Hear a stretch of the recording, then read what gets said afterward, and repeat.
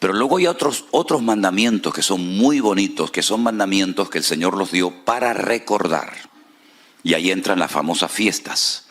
La fiesta de la Pascua, pues es una fiesta para recordar, según el contexto judío, la liberación de la esclavitud de Egipto. Y todos los años celebran la fiesta de la Pascua, y ahora hablaremos un poquito más de ella, porque de ahí arranca esta celebración, ¿verdad? Luego, 50 días más tarde, tienen una fiesta que se conoce con el nombre de Pentecostés, la fiesta de la semana, Shavuot, donde ellos recuerdan que 50 días después de haber salido de la esclavitud en Egipto, al pie del monte Sinaí, el pueblo de Israel recibió un regalo, la Torá, la ley. Al finalizar casi el año, ya llegando cerca del mes de octubre, tienen una fiesta de obligatorio cumplimiento, que es la fiesta de los tabernáculos o la fiesta de Sucot, donde ellos recuerdan que fueron peregrinos en el desierto durante 40 años. Y hay muchos mandamientos que son para recordar. Así que estas son las tres grandes clasificaciones de los mandamientos en la Biblia. Mandamientos que entran dentro del sentido común, de la lógica, mandamientos que son para obedecer, aunque no los entiendas, y mandamientos que son para recordar. El Señor Jesucristo nos dio el mandamiento. Yo quiero que, si tienen su Biblia a mano y quieren venir conmigo, en la última cena, Él repartió el pan y el vino a sus discípulos. Recuerden que la noche que el Señor fue entregado, recuerden por favor que la noche que el Señor Jesucristo participó de la Santa Cena, esa misma noche lo prendieron y lo llevaron, bueno, primeramente a la casa de Anás y Caifás, después a la fortaleza de la Antonia, donde vivía el gobernador de la región de Judea, Poncio Pilato, y así estuvo, como decimos por allá, del tingo al tango, llevándolo de un sitio a otro, ¿verdad?, hasta que finalmente lo condenan a muerte. Esa noche que el Señor fue entregado era la noche de Pesaj, la noche de la Pascua, ¿vale? Los judíos recordaban y siguen recordando hasta el día de hoy uno de los mayores acontecimientos de la historia. Y fue como el Señor sacó a casi 2 millones de personas de un pueblo, del yugo de un imperio terrible, como era el imperio de los egipcios, ¿verdad?, del cual nunca iban a salir. Todos iban a ir muriendo lentamente, a menos que el Señor hiciera una intervención milagrosa, cosa que ocurrió. Esa noche se comía rápidamente, porque tenían que recordar que salieron muy rápidamente de la esclavitud en Egipto. Fíjense qué rápido salieron, que ni siquiera dio tiempo para que la masa fermentara, para que la masa leudara. Por eso se come una galleta cuadrada, que no sabe realmente a nada, que se llama la matzá, que es un pan sin levadura, porque ya digo, no hubo tiempo ni siquiera para que fermentara la masa, porque tenían que salir rápidamente. Ellos comen todavía esa galleta sin levadura. Se hacen muchas preguntas en la mesa, muchas preguntas. ¿Y por qué salimos? ¿Y cómo salimos? ¿Y cómo salimos? ¿Y cómo fue? ¿Y cómo no fue? Hay una serie de juegos, de canciones. Hay una cosa que se llama el dresdel, que es como una especie de trompo, para que me entiendan, que los niños juegan. Si aciertan la respuesta, se les da un premio. En fin, es una fiesta muy bonita.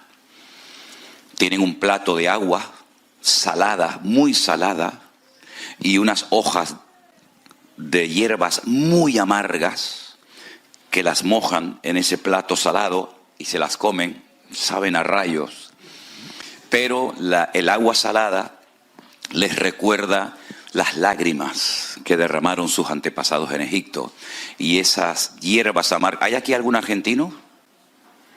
Los argentinos tienen unas hierbas que las comen las rabichetas, unas hierbas amarguísimas. Y eso les recuerda,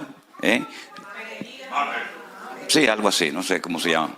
Y les recuerda el hisopo, ¿verdad? La brocha que utilizaron para pintar la puerta y el dintel de la casa, ¿sí? Comen cabezas de pescado, porque dice la Biblia que si obedecemos al Señor seremos cabeza y nunca cola. Todo es simbólico, todo es representativo. Tienen un postre que es como un ladrillo de color marrón, le echan mucha canela por encima, lo llaman el caroset, y lo comen para recordar los ladrillos que hicieron en Egipto para la construcción de los palacios y de los templos y las pirámides de los faraones. El plato fuerte de la noche, evidentemente, es el cordero, que lo tienen que partir de tal manera que ni un solo hueso sea quebrado. Y si es mucho para una sola familia, comparten con la familia de al lado. Y es que el Señor Jesucristo es el Cordero de Dios que quita el pecado del mundo, pero ni un solo hueso de Él fue quebrado. Todo es representativo de lo que pasó aquella noche. Tienen no una, discúlpenme lo que voy a decir ahora, pero yo les digo lo que es, 4 copas de vino delante de cada comensal en la mesa, hasta arriba. Y yo pregunté, ¿y por qué las llenan casi hasta arriba? Que rebosa. Dice, porque la bendición tiene que rebosar. Si ponemos poquito, la bendición es corta, ¿no? Bueno, yo les digo lo que ellos hacen. Cada uno coja la cuchara y come lo que quiera, ¿no? Y entonces cada copa recuerda una promesa que el Señor le dio a ellos. Yo seré vuestro Dios, yo os libertaré de las tareas pesadas de Egipto, etcétera, etcétera. El papá de la casa, el que ocupa la cabecera, por decirlo de alguna manera, coge el pan, lo parte y dice, mirando a la cara de los que están sentados a la mesa, este es el pan de aflicción que comieron nuestros antepasados en Egipto. Comamos de él. Y recuerdan la aflicción, la amargura de la esclavitud, porque la palabra Egipto en hebreo se pronuncia Mitzraim.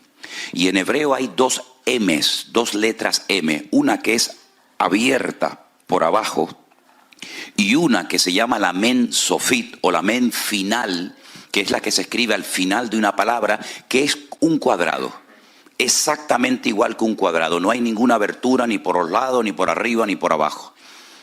Y eso es muy interesante, porque Egipto fue una puerta abierta para que ellos entraran, pero se convirtió en una jaula de oro. Ya no podían salir, solamente pudieron salir porque el Señor intervino y los compró y los redimió. Y por eso la palabra Pesaj, Pascua, significa saltar. Porque el ángel que el Señor envió a Egipto aquella noche, cuando iba por las casas y veía la sangre en la puerta, saltaba, pasaba, ¿verdad? Porque esa noche todos podían morir, los primogénitos, a menos que fueran un pueblo de obediencia, cubiertos por la sangre del Cordero en aquella época. ¿Qué les parece? No me digan a mí que no es bonito todo esto, ¿eh? Así que, mis queridos hermanos, esa noche el Señor Jesucristo, como buen judío que era, de la tribu de Judá, se levantó de la mesa y cogió el pan y no dijo lo que les acabo de comentar, sino dijo, esto es mi cuerpo que por vosotros es partido, haced de esto en memoria de mí. Y se quedaron seguramente muy sorprendidos porque era la primera vez en la historia que se cambiaba la fórmula. Es que el Señor viene a romper estructuras. Lamentablemente hay gente que está tan estructurado y piensan que ya lo saben todo y encasillan a Dios en sus argumentos, ¿verdad? Y el Señor viene muchas veces a romper viejas estructuras y viejos moldes que tal vez funcionaron en su momento, pero que ya no van. Porque el Señor dice que hace nuevas todas las cosas. Y cuando se levantó de la mesa, cogió la copa principal y no mencionó promesas del Antiguo Testamento para el pueblo de Israel, sino dijo, esta es mi sangre que por vosotros es derramado, ¿verdad? Así que es un momento muy importante para la iglesia para recordar nuestra liberación de nuestro Egipto espiritual, del pecado. Como el Señor nos liberó de las garras, no del faraón, sino del mismísimo Satanás, que ocupó, ¿verdad?, el corazón del hombre desde el jardín del Edén, cuando el hombre se desconecta de Dios, cuando el hombre obedece y cree más a los argumentos y a las ofertas de Satanás en vez de a la palabra de Dios. Cuando Dios le dijo, el día que coman de este árbol moriréis, y Satanás le dice, no moriréis. Dios os ha engañado. Dios sabe que el día que comáis de él seréis como él, le haréis la competencia y es cosa que él no quiere. Por lo tanto, ellos se fiaron más de la voz del enemigo que de la voz del Creador. Es un atentado tremendo contra la soberanía de Dios. Fijaros qué cosa tan interesante, lo digo entre paréntesis, para que Eva cayera en pecado, tuvo que venir Satanás en persona. Satanás en persona solamente ha tentado a 2 personas, al Señor Jesucristo y a la mujer. Pero para hacer caer al tontorrón de Adán, con Eva fue suficiente. Ahí queda eso. ¿Qué les parece? Tremendo, ¿eh? La Santa Cena nos hace recordar el amor de Dios derramado en la cruz por nosotros. Pero también nos hace recordar que nuestro Señor Jesucristo viene pronto. Porque dice, haced esto en memoria de mí hasta que yo venga. Luego el Señor volverá otra vez. Y cada día falta menos para que el Señor retorne a este mundo. Y esa es la bendita esperanza de la iglesia. Que nuestro Señor Jesucristo no se ha olvidado de nosotros. Y dice ya que en aquellos siglos algunos decían, ¿dónde está la promesa de su advenimiento? Porque no viene, no aparece. Y entonces Pedro les responde y le dice, el Señor no retarda su promesa según algunos lo tienen por tardanza, sino que es paciente para con todos, esperando que todos procedan al arrepentimiento. Ese es el único y principal motivo por el cual el Señor todavía no ha venido, porque está esperando que toda la humanidad proceda al arrepentimiento y no se condene por la eternidad, ¿se da cuenta? Pero también es un momento muy especial para la vida interna del creyente, para la vida interna de la iglesia. Quiero leer algunos versículos en 1 Corintios capítulo 11, donde Pablo descubre una realidad que estaba ocurriendo en la iglesia de Corinto y que estaba afectando a más de uno de los miembros. 1 Corintios capítulo 11, mis queridos hermanos, a partir del verso 27, la palabra del Señor, vamos a prestar atención, nos dice así. De manera que cualquiera que comiere este pan o bebiere esta copa del Señor indignamente, será culpado del cuerpo y de la sangre del Señor. Por tanto, pruébese cada uno a sí mismo y coma así del pan y beba de la copa. Escuchen esto. Porque el que come y bebe indignamente, sin discernir el cuerpo del Señor, juicio come y bebe para sí. Por lo cual hay muchos enfermos y debilitados entre vosotros, y muchos duermen. Enfermedad, debilidad y muerte, por participar indignamente sin discernir el cuerpo del Señor. Pero si nos examinásemos a nosotros mismos, no seríamos juzgados.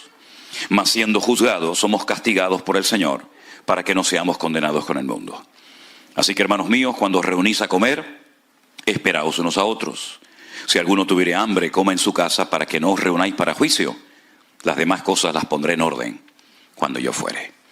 Es decir, había entrado ciertas enfermedades y debilidades, incluso algunos fallecimientos en la congregación, por haber tomado indignamente el cuerpo, o el pan y el vino en el nombre del Señor. Por lo tanto, es un momento para probarnos, para examinarnos a nosotros mismos. De nada sirve que digamos, yo estoy bien delante del Señor, si luego usted tiene problemas con el más próximo, con el más cercano. De nada sirve que su relación vertical con Dios, según usted, esté bien y ordenada y limpia, si después su relación horizontal con sus hermanos, con su marido, con su esposa, con sus hijos, con sus familiares, es un desastre. Esa no es la voluntad de Dios. La voluntad de Dios es que nuestra vida esté en orden dentro y fuera de la iglesia. Que nuestra vida esté bien alineada con el Señor y también, lógicamente, con nuestros hermanos. Es más, Juan es muy profundo en esto. Y él llega a decir que si alguno en la iglesia se atreve a decir que ama a Dios, al cual nunca nadie ha visto, y aborrece a su hermano, el tal es un homicida. Porque el amor a Dios empieza por el amor al hermano, por el amor al prójimo. No podemos desconectarnos de la realidad interpersonal entre nosotros y decir que, bueno, yo vivo en la estratosfera, mi relación muy íntima y personal y hermética con el Señor, pero luego no tengo relación con nadie, no hablo con nadie, me peleo con todo el mundo. Esa no es la voluntad de Dios. El amor a Dios empieza por lo más cercano a nosotros, ¿verdad? Y por eso dice Juan que es mentiroso aquella persona que dice que ama a Dios y aborrece a su hermano. Por lo tanto, es un momento muy especial, muy bonito, muy interesante para que nos probemos y nos examinemos a nosotros mismos. La iglesia de Corinto era una iglesia con muchos dones, pero con poco fruto. Y aquí tiene que haber un equilibrio. Si usted dice que tiene muchos dones, pero luego no se manifiesta el fruto del Espíritu Santo en su vida, aquí hay un desorden. Y la palabra shalom, que es la palabra paz, viene de shalem, que es equilibrio. Tiene que haber un balance, tiene que haber un equilibrio, ¿verdad?, entre el don, el fruto y el don, y ambos se complementan. Dice que el apóstol Pablo le decía a los hermanos de Corinto, nada os falta en ningún don. ¡Wow! Tremendo, ¿eh? Nada os falta en ninguno de los dones. Y él menciona 9. Nada os falta en ningún don, pero sois carnales, sois niños en Cristo, os di a beber leche y no vianda, porque aún no sois capaces todavía, pues habiendo celos y contenciones entre vosotros, no sois carnales y habláis como los hombres. Entonces parece como una incoherencia, ¿no? Una iglesia con tantos dones y sin embargo con tan poco fruto. Y eso es algo que se nos vuelve en nuestra contra, porque al mundo no se le gana por los dones, al mundo se le gana por la manifestación del fruto del Espíritu en nuestra vida. Al mundo no le importan los dones que usted tenga, porque al fin y al cabo prácticamente el 90% de los dones se ejercitan, se manifiestan de puertas para adentro, pero el fruto nos sirve para vivir la realidad, la cruda realidad del mundo en el cual Dios nos ha colocado a cada uno de nosotros. Así que mis queridos hermanos, yo les invito a cerrar sus ojos en esta mañana y a orar a nuestro Dios y pedir que el Señor nos permita en esta mañana participar del pan y del vino dignamente, comprendiendo que no estamos cumpliendo un ritual ni una liturgia religiosa de la iglesia, sino estamos recordando la muerte, la resurrección, la venida de nuestro Señor Jesucristo pronto. Y también es un momento para que nos probemos y nos examinemos cómo estamos andando delante de Dios. ¿Cómo está mi relación con los más cercanos? Dice la Biblia que el que descuida a los suyos, escuche bien esto, el que descuida a los suyos, y esto va bien para las esposas, esto va bien para los maridos, esto va bien para todos, el que descuida su casa es peor que un incrédulo y ha negado la fe. Eso dice la palabra de Dios. Señor, por eso en esta mañana queremos participar dignamente de este momento tan especial que trae una renovación y un refrigerio espiritual a tu amada iglesia. Señor, bendice estos emblemas, estos símbolos que representan algo tan importante como es tu cuerpo, tu misma vida y tu sangre derramada por nosotros en aquella cruz. Gracias porque así como tú liberaste milagrosamente de la esclavitud, después de 400 largos años a tu pueblo de Israel de Egipto, a nosotros también nos has liberado de las garras del diablo. Y hoy podemos vivir en paz, en libertad, en esa libertad gloriosa y maravillosa de tu pueblo, de tus hijos. Y podemos proclamar hoy que tú eres nuestro Señor, que tú eres el que nos has liberado y nos has dado vida y vida en abundancia. Bendice este momento tan especial, tan lindo para nuestras vidas. Y ponemos todo en tus benditas manos, oh Dios, en el nombre de tu amado Hijo Jesús. Amén y amén. Pido a la iglesia que se ponga de pie. Tal vez el pastor José nos pueda ayudar ahí con un... Yo voy a pedir a un par de hermanas, tal vez... bueno, ya están listas. Que vayan comenzando a repartir y esperamos todos, gracias, esperamos todos para participar juntos, ¿sí? Pero tenga ahí su pan, su vino. Gloria a nuestro Dios. Amén. Yo recibí del Señor lo que también les he enseñado. Que el Señor Jesús, la noche que fue entregado, tomó pan y habiendo dado gracias dijo: tomad y comed, porque esto es mi cuerpo, que por vosotros es partido. Haced esto en memoria de mí. Participamos juntos, amados hermanos, del pan. Gracias, oh Dios.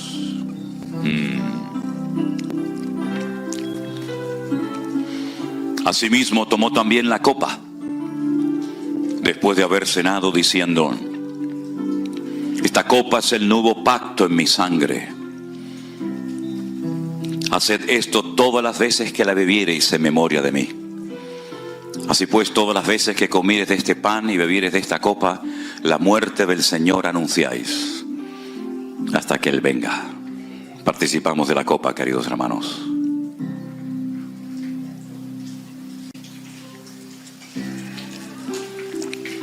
Gracias, amado Dios. Minutos más tarde, el Maestro, nuestro Señor y Salvador Jesús, se fue al huerto de Getsemaní y de rodillas, postrado ante el Padre, le dijo: Padre, pasa de mí esta copa, mas no se haga mi voluntad sino la tuya. Y esa copa representaba para él muerte, humillación, desprecio. Pero él fue a la cruz porque sabía que era la única manera de que el hombre pudiera volver a conectarse con su Padre, con el Creador del universo. Fue tan terrible lo que pasó en el jardín del Edén. Fue tan doloroso que el Padre tiene que mandar a su Hijo unigénito al mundo para que ocupe nuestro lugar en la cruz, para que todo aquel que crea en Él no se pierda, mas tenga vida eterna. Fíjense las consecuencias del pecado. Fuimos nosotros, sí, nosotros, tú y yo, los culpables de que Él tuviera que morir de aquella manera tan terrible. Pero gracias a Él, aquello no quedó simplemente en una manifestación tremenda del amor de Dios, sino que al tercer día se produjo el acontecimiento más glorioso en toda la historia de la humanidad. ¿Saben cuál fue? La resurrección del león de la tribu de Judá. Mataron al cordero, pero el león... ¿Pueden dar un aplauso al Señor en esta mañana? ¡Aleluya! ¡Amén! ¡Amén! Gracias, Señor. Fuerte ese aplauso a nuestro Dios. ¡Aleluya! Te alabamos, te adoramos, Señor. Bendito seas. Bendito sea tu nombre, Señor. Amén. Amén. Pueden tomar asiento, mis hermanos. ¿Cuántas medidas se tomaron para que no saliera de la tumba? Nunca se habían tomado tantas medidas para que un muerto no saliera fuera. 16 soldados romanos armados hasta los dientes para cuidar a un muerto. Un precinto romano que no se podía quebrantar, y si se hacía era bajo pena de muerte. Una piedra de más de 4.000 kilos en la puerta para tapar la tumba para que no saliera. Para un muerto. Yo creo que en el fondo sus enemigos tenían temor de que volviera a la tumba, de que volviera de la tumba a la vida. Y saben una cosa, y quiero que lo tengan esto bien claro. Cuando María Magdalena fue al sepulcro bien temprano en la mañana, dice que la piedra estaba removida. Pero la piedra no se movió para que él pudiera salir. No, la piedra se movió para que ella pudiera entrar. Es diferente. Claro, es que si no se mueve la piedra, ¿por dónde sale? No hay problema en eso. Él traspasaba las paredes. Pero dice la Biblia que cuando esta mujer salió corriendo a la casa donde estaban sus discípulos orando o temblando o llorando, le dijo: está vivo, está vivo, lo he visto. Y salieron corriendo. Salió corriendo Pedro y Juan. Juan llegó pero no entró. Pero fíjese ahora lo que voy a decir. Dice que Pedro entró, vio y creyó. Fíjese los verbos. Entró, vio y creyó. Entiendo los dos primeros, pero el tercero, entró, está claro. Vio, vale. ¿Pero qué fue lo que vio para creer? Dice que vio los lienzos puestos allí. ¿Saben lo que yo hacía cuando me iba de casa para que mi padre pensaba que estaba en la cama durmiendo? Cogía 2 almohadas, las metía así debajo, como la película de Alcatraz. ¿Vio la película de Alcatraz? Entonces pasaba así y miraba el bulto y dice: bueno, el niño está durmiendo. El niño estaba en la Patagonia, ¿no? Los lienzos no explotaron, ¡pum!, y ahí salió el Señor, sino que estaban exactamente igual de bien colocados como si el Señor estuviera dentro. Solamente lo que le pone en la cabeza lo dobló, lo puso a un costado, pero el resto estaba como si estuviera él dentro. Y por eso cuando él entra y él ve aquello totalmente cerrado, él vio y él creyó, porque es imposible que pudiera salir si no hubiera traspasado aquella sábana para la honra y la gloria del Padre.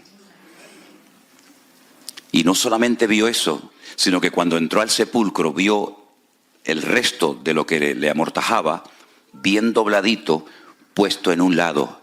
Y todo lugar donde hay orden, allí está el Señor.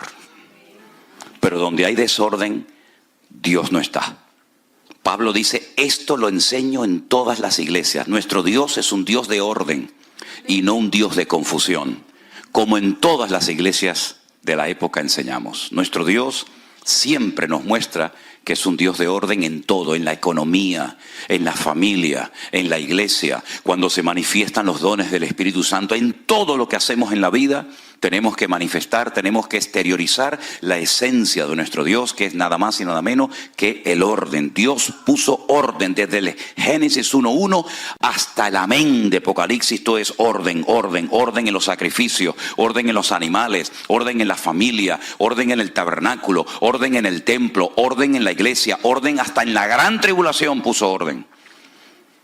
Y dice, ahora viene esto, después viene lo otro, ahora son los sellos, ahora son las trompetas, ahora son las copas, ahora es el anticristo, ahora el falso profeta. Y hay un orden hasta en el peor tiempo de la historia, ¿verdad? En el caos, en medio de ese caos hay un orden, porque Él es el que controla la historia. Y por eso nuestras vidas tienen que reflejar orden desde los pies hasta la cabeza. ¿Cuántos dicen amén? Gloria a Dios. Y Él estableció que en un momento puntual de la vida los padres iban al templo a presentar a sus hijos al Señor. Y hoy hay algunos padres que quieren presentar, son 3 niños los que van a presentar, a Christopher, a Alejandra y a Juliana. ¿Y los papás de ellos están aquí? ¿Sí? ¿Pueden pasar un segundito los papás con sus hijos, por favor? Gloria al Señor, qué bueno. ¿Quién es Christopher? Este es Christopher. No. No, pase, si quieren. Por favor. Alexandra y Juliana. Ya viene. Ok, gloria a Dios. Qué bueno. Ahí viene Alexandra. O Juliana, perdón. Qué bueno. La responsabilidad de criar a los hijos no es del gobierno, no es del Estado.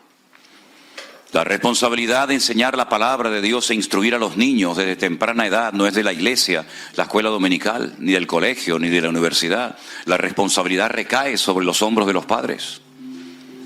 Así que, si usted verdaderamente quiere poner en práctica lo que dice la palabra de Dios, tendrá que preguntarse, ¿qué le voy yo a transmitir espiritualmente a mis hijos?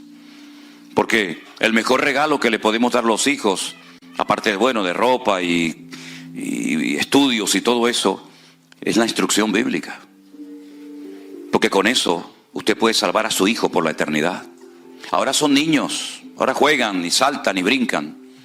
Pero llegará el momento cuando tendrán que tomar sus propias decisiones. Y se casarán y tendrán familia. Esa es ley de vida. Pero ahora es cuando se pone la base. Ahora es cuando se pone el fundamento. Y la Biblia dice que 2 hombres se pusieron a construir una casa. Uno la construyó muy rápido. Esas cosas que son muy rápidas a mí me dan miedo, porque las cosas de Dios tienen que ir paso a paso. Como dicen los italianos, piano piano se va lontano, ¿no? Y construyó su casa, y el otro también la construyó. Tardó un poquito más, pero al final las 2 casas estaban levantadas. Ay, amigo, pero cuando sopló el viento, cuando subió el nivel del agua y la lluvia dio con ímpetu contra las paredes de aquella vivienda, una de las 2 se desmoronó y literalmente dice la Biblia, y fue grande su ruina. La otra permaneció. La diferencia entre una y otra no eran los muebles, no eran las paredes, no era lo que se veía, sino lo que no se veía. La base de una era arena. Arena. No había fundamento, no había solidez y se desmoronó. La base de la otra casa era la roca. Y la roca es la palabra.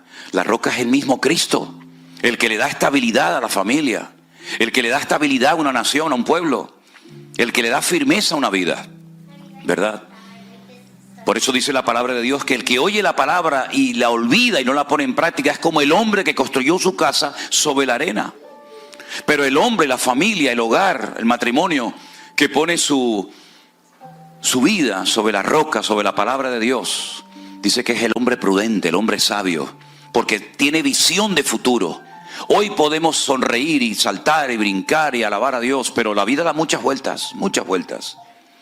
Hay naciones que de la noche a la mañana pasaron de un momento de paz a un momento de guerra. Hay familias que pasaron de una fiesta alegre y gozosa a un momento de tragedia. La vida da tantas vueltas, tantos cambios. Y lo que nos va a mantener firmes, ¿saben lo que es? La palabra de Dios, la presencia del Señor en nuestra vida. Por eso presentar a los hijos al Señor es una bendición, es algo precioso, es algo bíblico. Pero tengan en cuenta que la estabilidad y los conceptos y los principios y todo eso lo van a aprender en la casa, que es la primera escuela de la vida. En la Biblia el papá era el responsable de transmitir el conocimiento a los hijos. Los hijos aprendían y aprenden hoy en día a leer la Biblia en la casa antes de ir a la escuela. El conocimiento se lo transmite el papá al hijo. Los primeros versículos, los primeros capítulos, los primeros libros de memoria que saben los niños, se los enseña el papá.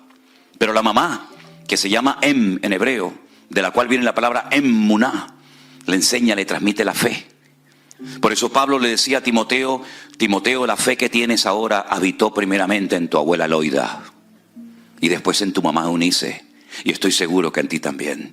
La mamá transmite la fe, que es el cordón umbilical que nos conecta con Dios. Ya estaba ese niño, ya estaba esa niña conectado con su madre a través del cordón umbilical, ¿verdad? Y por ahí le pasaba el alimento, y por ahí le pasaba todo lo que necesitaba para fortalecerse. Y ahora la mamá sigue conectado con ese hijo de una forma diferente, pero transmitiéndole la fe, por la forma como habla, por la forma como actúa, por la forma como reacciona. La mamá es la que aporta la fe al niño y el papá el conocimiento. ¿Ustedes están dispuestos a trabajar en equipo para criar a estos hijos? Bendito sea Dios. Vamos a ponernos una vez más de pie, hermanos. Y bendecimos a estos niños y a estas familias. Que Dios les guarde y les bendiga. Y que sean niños sanos, que te amen, Señor, y te sigan todos los días de su vida. Y que le des muchísima sabiduría a los padres, Señor, para que puedan en el nombre de Jesús criar a sus hijos en el temor de Dios. Guárdales de malas influencias, guárdales en la escuela, guárdales de malas amistades, Señor. Guárdales de peligros y accidentes. Que tus ojos estén abiertos de noche y de día sobre estos hogares, sobre estos papás. Señor, dale sabiduría para que puedan atenderlos y educarlos como tú lo harías en lugar de ellos. Dale sabiduría, Señor, para responder a sus preguntas cuando las hagan. Que sean ejemplos, Señor, de fe, de paciencia, de amor, de tolerancia, de perdón. Y que puedan ver en sus padres un reflejo del amor de Dios. Y que nunca olviden lo que aprendieron en el hogar.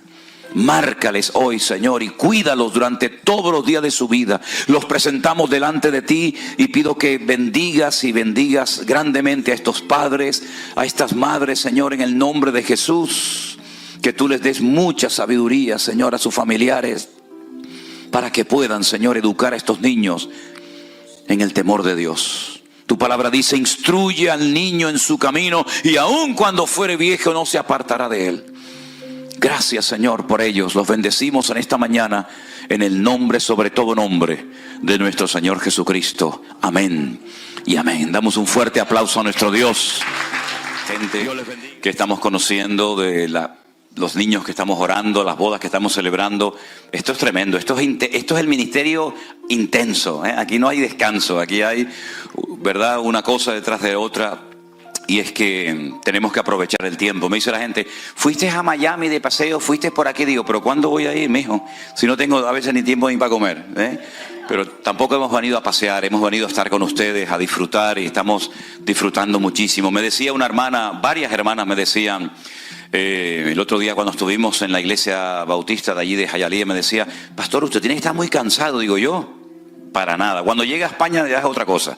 Pero de momento estamos disfrutando y se nota que hay mucha gente orando por todo esto, ¿eh? Se nota muchísimo, pero estamos disfrutando muchísimo. Estamos muy contentos, muy agradecidos al Señor. Y saben una cosa, hermanos, ¿cuánta gente daría lo que fuera por estar sentado hoy en esa silla? ¿Cuánta gente me escribe y me dice, ay, cómo me gustaría estar ahí con ustedes? ¿Cómo me gustaría poder saludarlos? ¿Cómo me gustaría? Abrí antes un poquito el Facebook en directo, lo hice allá atrás y aquí. Bueno, y eso es una lluvia de gente. Ay, hermanos, saluda a los hermanos, estamos tan contentos, les estamos siguiendo, estamos orando, y así que le agradecemos. Y ahora mismo también hay un montón de hermanas, ¿no?, que están ahí conectadas, ¿no? El del grupo 1. Vamos a darles un aplauso a todas las hermanas que nos están viendo en esta mañana. Dios les bendiga. Me dijo una vez una persona, oye, pero ustedes en la iglesia virtual no tienen hombres. Dice, pues todos son mujeres. Digo, bueno, algunos hay, gracias a Dios, ¿no? Algunos hay. Pero la proporción de... Sí, no, yo sé. La proporción es una goleada arrolladora de mujeres contra los hombres, ¿eh? Por un hombre hay 20 mujeres, ¿no? Vamos a entrar ahora en una parte diferente del culto, de la reunión, porque yo había anunciado ayer que los que tuvieran alguna pregunta la pudieran hacer, pero antes de darle lugar a ustedes a preguntas y yo contestar preguntas que tenemos aquí, quisiera compartir con ustedes algunas cosas que considero necesarias, ¿ok? Gracias, ok, gracias hermano, te lo agradezco. No, es que como me encanta la música, me voy con él y me tengo que ir para aquí ahora. Gracias, te lo agradezco. Miren, la iglesia virtual está compuesta por personas de muchos trasfondos. Hay gente que viene de un contexto ultra pentecostal. Otras personas vienen de un ambiente tal vez más conservador. Unos fueron educados en una línea doctrinal tal vez diferente a la de otras.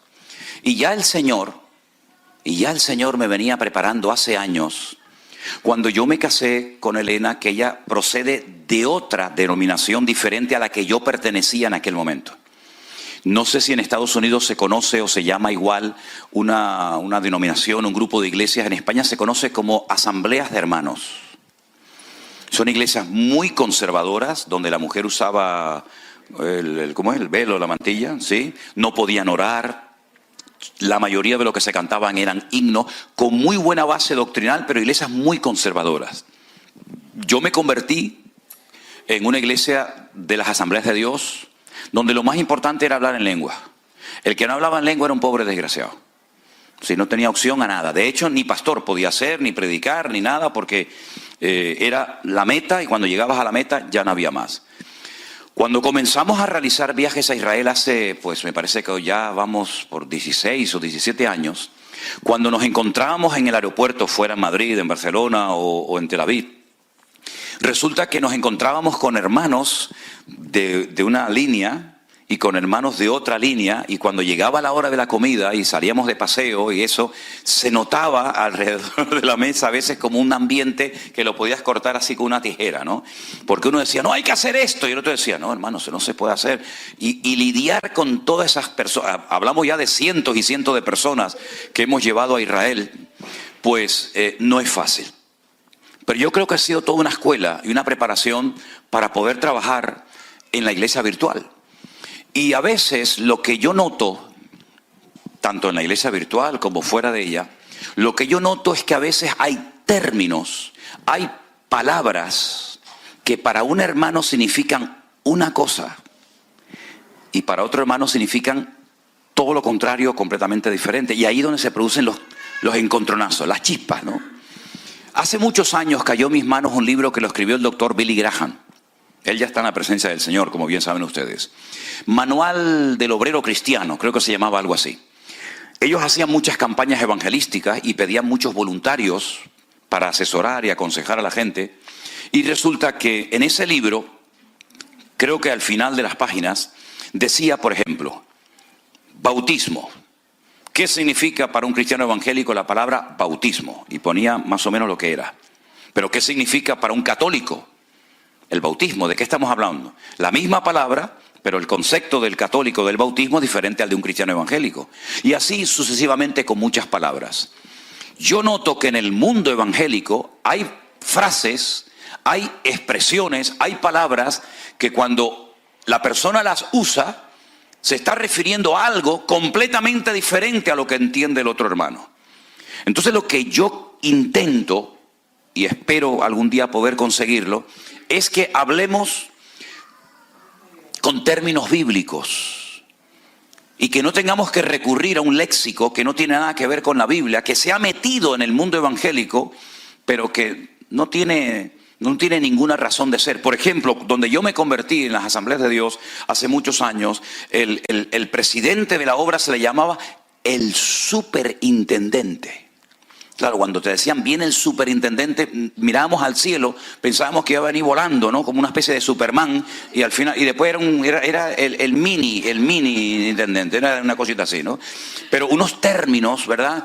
Y se han metido términos dentro de las iglesias que parecen como muy espirituales, pero que no son realmente términos que tienen un fundamento bíblico. Entonces, a mí me gustaría en esta mañana primeramente aclarar una serie de cosas. Probablemente, no estoy pidiendo disculpas, porque lo que voy a hablar es Biblia y cuando se predica la Biblia no hay que pedir disculpas a nadie. Pero sí quiero decir de antemano que lo más probable es que más de uno de ustedes en esta mañana diga, uy, ¿me está hablando a mí? Yo hablo al conjunto, no hablo particularmente a una persona. Y voy a empezar por la palabra ministerio. Si tuviéramos una batería haríamos el redoble. Ministerio. ¿Qué es tener un ministerio? Porque hay gente que dice, yo tengo un ministerio. Yo me fui de la iglesia porque no me dejaban desarrollar mi ministerio. Entonces, la Biblia habla de ministerios. Existen hoy en día personas con ministerio. ¿Para qué son los ministerios? ¿Quién los da? ¿Cómo sé que tengo un ministerio? ¿Cómo funcionan? ¿Cómo se manifiestan? ¿Cómo sé que Dios me ha llamado o tengo ese ministerio? Vamos a la Biblia, ¿os parece? Efesios capítulo 4, por favor. En Efesios capítulo 4, carta que el apóstol Pablo escribe desde la cárcel, dice la palabra del Señor así. Si me permiten un segundito mientras van buscando en Efesios 4. Segundito.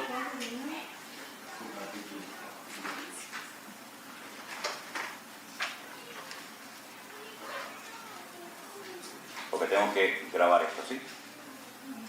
Entonces lo puedo poner, por ejemplo, por aquí.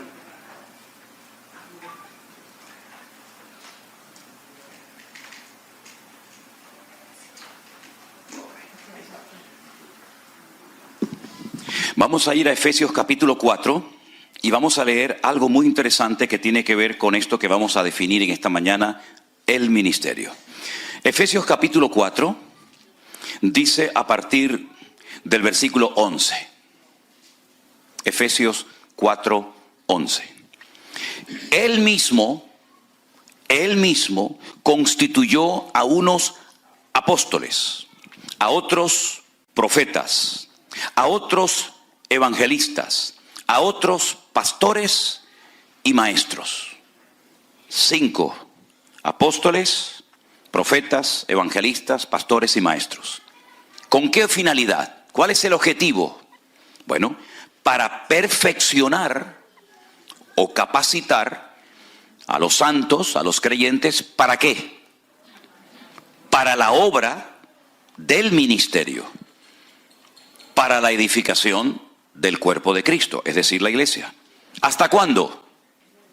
Hasta que todos lleguemos a la unidad de la fe y del conocimiento del Hijo de Dios, a un varón perfecto o completo, a la medida de la estatura de la plenitud de Cristo, para que ya no seamos niños fluctuantes, llevados por doquiera de todo viento de doctrina, por estratagema de hombres que para engañar emplean con astucia las artimañas del error, sino que siguiendo la verdad en amor, crezcamos en todo aquel que es la cabeza, es decir, en Cristo, de quien todo el cuerpo, es decir, toda la iglesia, bien concertado y unido entre sí por todas las coyunturas que se ayudan mutuamente, según la actividad propia de cada miembro, recibe su crecimiento para ir edificándose en amor. Los 5 ministerios, los únicos 5 ministerios que la Biblia enseña que existen, los hemos leído en esta mañana. Los apóstoles, los profetas, los evangelistas, los pastores y los maestros. Eso es lo que la Biblia llama y considera ministerios. Si usted está de ujier en la puerta de una iglesia, lo cual es loable y le estamos muy agradecidos, eso no es un ministerio. Eso es una función, es un servicio, gracias al Señor que usted lo está prestando con todo el amor del mundo y se esfuerza por hacerlo bien y por atender a la gente, porque el ujier que está en la puerta es la primera imagen que se lleva una persona cuando llega a un lugar. Y una de las leyes de Murphy dice: nunca tendrás una segunda oportunidad para dar una primera imagen. Por lo tanto, el ujier es fundamental, porque si el ujier tiene cara de vinagre o está enfadado ese día o sabe Dios qué, ya dice, uy, ¿cómo son toda la gente aquí de rara? No, es él el raro, pero todos los demás somos normales. ¿verdad? Pero no es un ministerio, el ministerio del ujier. No, yo tengo el ministerio de limpiar la iglesia. Eso no es un ministerio, es un servicio, es una función tremendamente importante en la iglesia y necesaria, pero no entra dentro de lo que hemos leído en esta mañana, que se considera un ministerio. Entonces vamos a hablar con coherencia y con propiedad y con madurez. Los ministerios son los que hemos leído en esta mañana. Y lo que salga de esto son funciones, son servicios, son trabajos voluntarios o remunerados, pero no son en sí un ministerio. Entonces, hay gente que me ha dicho en el pasado, bueno, yo me fui de la iglesia porque no podía desarrollar mi ministerio. Y yo le pregunto, ¿y su ministerio, hermana, concretamente cuál era? No, mi ministerio era el de la limpieza. Bueno, hermana, discúlpeme, eso no es un ministerio. Eso, repito, es una función muy importante, pero usted no puede utilizar la palabra ministerio para eso, sino que la palabra ministerio encaja en otro terreno y no precisamente en ese de la limpieza o de cualquier otra cuestión. Estos son los ministerios. Ahora, si usted me dice a mí, yo tengo el ministerio de pastor, y eso es un ministerio, ¿verdad? Pero una persona que enseña esporádicamente, imagínense que yo le digo a cualquiera de ustedes, hermano, usted podría el próximo día compartir unos 10 minutitos, una enseñanza, un devocional, un pensamiento, ¿okay? Y usted lo hace esporádicamente, usted no puede decir que tiene el ministerio de la enseñanza. Porque ¿quién es el que reconoce el ministerio? El cuerpo de Cristo, la iglesia a través del pastor, ¿verdad? Generalmente, le digo, en la mayoría de los casos, cuando alguien tiene algo de parte del Señor, los que primero se dan cuenta son los hermanos que le rodean. Usted no tendrá que ir por la vida diciendo, pastor, yo enseño, pastor, yo canto, pastor, yo sé hacer esto. No te preocupes, que si el Señor te ha dado algo, los primeros que se van a dar cuenta son tus hermanos en Cristo y por supuesto el pastor. Ahora, también hay que decir, y seamos honestos, que hay pastores que no quieren que nadie se levante porque tienen temor a que le quiten el puesto. Pero en nuestro caso, créanme que es todo lo contrario. Yo no tengo ningún temor de que nadie me quite el puesto, porque el puesto no me lo dieron ustedes, el puesto me lo dio el Señor. Y lo que Dios da, nadie te lo quita.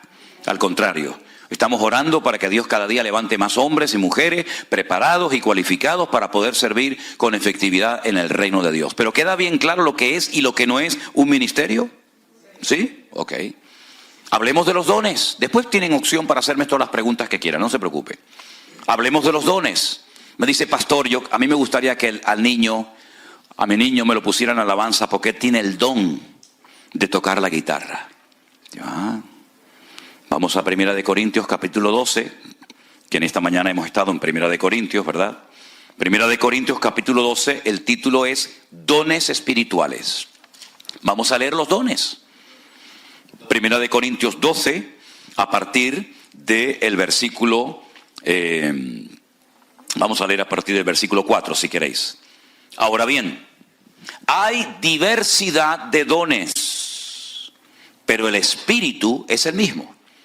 Y hay diversidad de ministerios, pero el Señor es el mismo. Ya hemos leído los ministerios.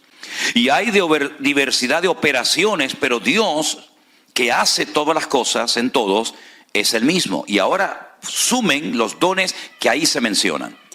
A cada uno les dada la manifestación del Espíritu para provecho. A este les dada por el Espíritu palabra de sabiduría, número 1. A otro, palabra de ciencia. ¿Cuántos van? 2. Según el mismo Espíritu. A otro, fe. Ya van 3. Por el mismo Espíritu. A otro, dones de sanidades por el mismo Espíritu. 4. Versículo 10. A otro el hacer milagros, versículo 5. A otro profecía, 6. A otro discernimiento de espíritus, 7. A otro diversos géneros de lenguas, 8. Y a otro interpretación de lenguas. ¿Cuántos son en total? 9 dones. 9. Pero todas estas cosas las hace uno. Y el mismo Espíritu, repartiendo a cada uno en particular como Él quiere. Porque así como el cuerpo es uno y tiene muchos miembros, pero no todos los miembros del cuerpo, siendo muchos, son un solo cuerpo, así también Cristo. 9 dones que, si profundizáramos más en cada uno de ellos, los podríamos clasificar en 3 grupos. Yo todo esto me lo sé de memoria. Yo no sé si ustedes van a ser capaces de retener todo esto, pero si no, esto queda grabado, no se preocupen. Hay dones de expresión, hay dones de revelación, ¿verdad? Y hay dones como de conocimiento. Los dones de expresión, la misma palabra los dice, si usted no habla, el don no fluye. El don de hablar en otras lenguas, si no se puede expresar, cuando el don de lengua es para que la gente en la iglesia lo oiga, y a continuación entra en operación el siguiente don, que sería el de interpretación de dichas lenguas, ¿verdad? Son dones que para fluir, para manifestarse, usted tiene que hablar. Hay otros dones que son literalmente dones de revelación, el don de ciencia. El don de ciencia se manifestó en Pedro en la iglesia primitiva en una ocasión cuando un matrimonio habían vendido una propiedad, se llamaban Ananías y Zafira. Ellos habían sustraído una parte del dinero, pero le querían hacer creer a Pedro y a la iglesia que lo estaban dando todo. No era obligación darlo todo. No era un mandamiento bíblico que el que tuviera un terreno, una finca, un campo lo vendiera y lo diera a la obra. No era obligación. La gente lo hacía libre y voluntariamente. Usted podía vender un terreno y decir, bueno, voy a apartar una parte para mí y voy a apartar una parte para la obra del Señor. Pero ellos lo que hicieron era, sustrajeron, ambos se pusieron de acuerdo, una parte, y le querían, repito, hacer creer a la iglesia y a Pedro que eran gente muy generosa y que lo estaban dando todo. Cuando llegan a la iglesia, ¿verdad? Cuando llega el hombre, Ananías, y le dice, Pedro, aquí traigo todo el dinero que me han dado por el terreno, por la herencia que he recibido, y Pedro le dice, ¿esto es todo lo que te dieron? Y él dice, sí, todo lo estamos dando. Al momento cayó muerto. Y lo cogen los jóvenes, se lo llevan y lo entierran. Como a las 2 o 3 horas más tarde llega la mujer, Zafira, y le vuelve a preguntar, Pedro, ¿están dando todo a la obra? Te estoy dando la oportunidad de ser sincera. No, mire, hermanos, yo estoy dando una parte que Dios ha puesto en mi corazón y el resto nos quedamos nosotros. Muy bien, no hay ningún problema. Tu marido acaba de ser enterrado hace un rato y a ti te van a pasar lo mismo. Y la sacaron. Yo una vez dije, si cayeran muertos hoy en día todos los hipócritas en las iglesias, tendríamos funerales todos los días. Tendríamos montañas de muertos allá afuera. Porque en la iglesia no se puede vivir de las apariencias. Con la apariencia podemos engañar y manipular las cosas a las personas, pero no podemos engañar a Dios, porque Dios sabe en el fondo lo que eres y lo que no eres, lo que tienes y lo que no tienes. ¿Se da cuenta? Ese es el don de ciencia. ¿Cómo sabía Pedro que estaban engañando? Porque Dios se lo reveló. Ese es el don de ciencia. Cuando le dijo el profeta Eliseo a Giesi, ¿de dónde vienes? ¿Yo no he ido a ninguna parte. Sí. Tú sí has ido detrás de Naamán, ahora el que el Señor ha sanado de lepra. Quiero decirte que por tu avaricia, porque yo no te mandé y tú le dijiste a él que yo te mandaba para que nos diera algo, y tú cogiste lo que él te dio, lo escondiste creyendo que nadie te veía, y quiero que sepas que tú y toda tu descendencia para siempre seréis leprosos. Y la lepra de Naamán se te pegará a ti y a tu descendencia. Son cosas tremendas que ocurren en la Biblia, ¿verdad? Y eso es don de ciencia. Todos los dones se ven en operación en la vida del Señor Jesucristo. Absolutamente todos los dones. Pero ¿dónde está el don de tocar la guitarra? ¿No hay satanistas que tocan muy bien la guitarra? ¿No hay ateos que tocan muy bien la guitarra, el piano, la trompeta, el saxo, la batería o lo que sea? Eso es un talento. Eso es un talento, no es un don, porque el don es instantáneo. ¿Lo tiene o no lo tiene? El talento hay que tratarlo, hay que cultivarlo. Si usted quiere aprender a tocar un instrumento, si usted quiere aprender a cantar, si quiere aprender a un idioma diferente, usted tiene que trabajar, tiene que estudiar, tiene que esforzarse. Así que el talento se va cultivando paulatinamente, es progresivo, el don es instantáneo, ¿verdad? Aunque la persona evidentemente no sea perfecta. Así que no hablemos, no atribuyamos a personas que tienen el don de esto o el don de aquello, porque los dones ya los hemos leído esta mañana, pero hay otra lista en Romanos capítulo 12 de otros dones que ahí se mencionan. Hemos mencionado 9 en Primera de Corintios 12. Pero en Romanos capítulo 12 hay otra lista. Y son los siguientes. Aquí se mencionan unos cuantos más. Romanos capítulo 12, versículo 4. Porque de la manera que en un cuerpo tenemos muchos miembros, pero no todos los miembros tienen la misma función, así nosotros, siendo muchos, somos un cuerpo en Cristo y todos miembros los unos de los otros. De manera que teniendo diferentes dones según la gracia que nos es dada, ahora este sí se repite. El de profecía, úsese conforme a la medida de la fe, o de servicio, en servir, el que enseña en la enseñanza, el que exhorta en la exhortación, el que reparte con liberalidad o generosidad, el que preside con solicitud, el que hace misericordia con alegría. ¿Se dan cuenta? Son otros dones. Tal vez no tan conocidos como los de 1 Corintios 12, pero al fin y al cabo no dejan de ser dones del Espíritu Santo.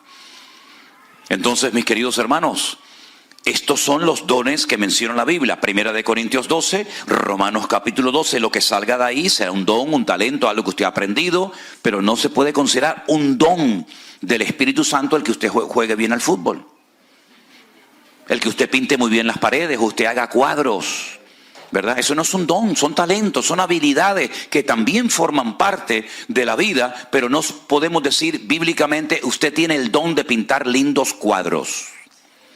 Es un gran pintor, pero eso no es un don del Espíritu Santo. ¿Ok? Ok, antes de seguir adelante, de lo que estoy hablando, que he hablado de ministerios y de dones, ¿hay alguna pregunta?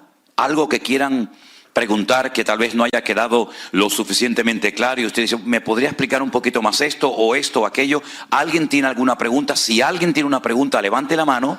Le vamos a poner un micrófono para que usted haga la pregunta, para los que están en casa puedan escuchar su pregunta y entonces con toda libertad la puede hacer. ¿Alguien tiene alguna pregunta sobre lo que he hablado hasta ahora? Hermana, escuchamos su pregunta. Ponle el micro. No creo que sea tanto la pregunta. Espera. Un segundito. Dale volumen. ¿Tiene? Sí. ¿Tiene volumen? A ver. Ok. Adelante. Es como una duda que yo tengo, algo que yo veo. Mira, en predicaciones, Sube el volumen, hermano, del micrófono. personas que hablan en lengua cuando están predicando, que de cada 3 segundos se van a hablar en lengua, continúan con la prédica y vuelven otra vez a hablar en lengua y vuelven otra vez y siguen con la prédica. No sé, a mí como que yo lo veo, I don't know. Entonces también noto que fuerzan a veces, hacen los llamados para forzarte, que vayas al frente y forzarte a que hables en lengua. Eso es algo que a mí como que me choca, de que vengan hermanos, pasen adelante, abran sus bocas, empiecen, que ya van a hablar. Y uno, yo me quedo mirando, like, eso no es bíblico, eso es presión. Y en la iglesia no se tiene que presionar a nadie, a nada. Las cosas en la iglesia fluyen solas por convicción y no por presión. Yo he estado en cultos, yo he presenciado cultos donde la persona que se le dice que tiene que hablar en lengua no habla y resulta de que entonces le dice, bueno, repita conmigo. Y yo digo, ¿cómo que repita conmigo?